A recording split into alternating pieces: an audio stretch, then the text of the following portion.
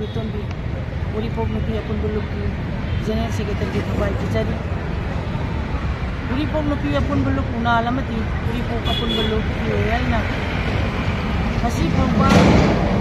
November di tang Taraga Taruk Tagi Masi Pawan Numip Unga Marinis Sukna Uripok Ki Kantin Area Jaga Asita Tang Saray and Bagi Punjang Apoy Sangjun Jarabi Apoy na Sangjun Jariba Udang Saray and Bagi Punjang Asi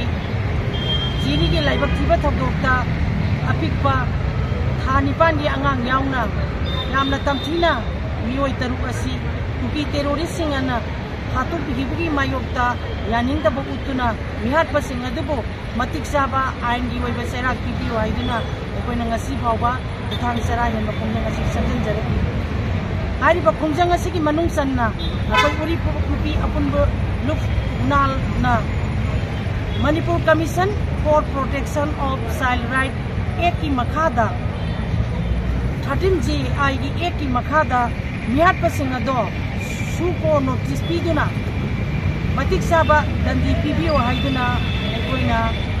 High Court of Manipur da CMA Kazakre Hairiba Seba Wasigi Patungina Lagliba January di Tangkunda Makata ba Ekoi Yes Sangjun Jakani Hairiba Ekoina Sangjun Jagriba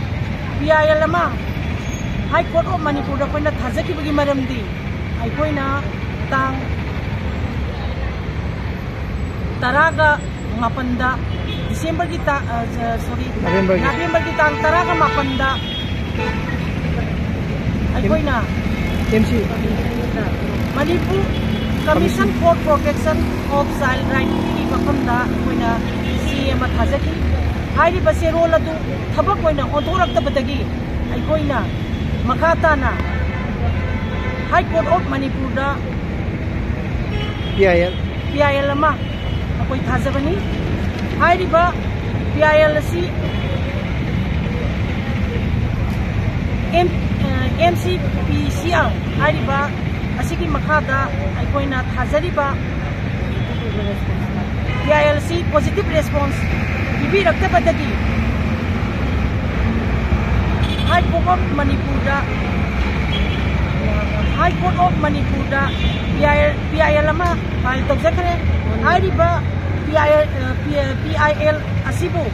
Honorable High Court of Manipur na thabak paikhat piduna Mihat Pasing Adu Atuba Matamda Dandi Pibada Mateng Pangbiyo Haina Uripok Nupi Apunbuluk Amadi Uripok Apunbuluk Ki Maikay Tagi Nuluk na Gay Nazaraba High Court of Manipur di Apunda Purno na Muning Sinjay